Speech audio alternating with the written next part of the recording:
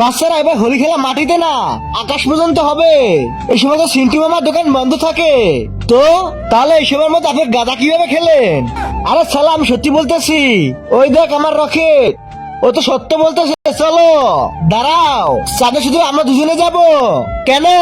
এইটা কি দেখছস? আসো তাহলে।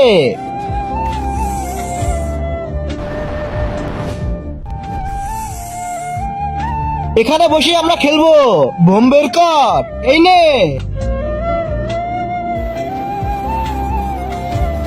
এখন রকেট বাজি বের কর।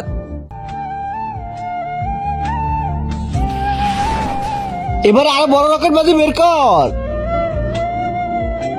কিন্তু তার আগে যদি ইন্ডিয়াকে ভালোবাসো তাহলে লাইক করো, আর যদি বাংলাদেশকে ভালোবাসো তাহলে লাইক এবং সাবস্ক্রাইব দুটোটাই করো।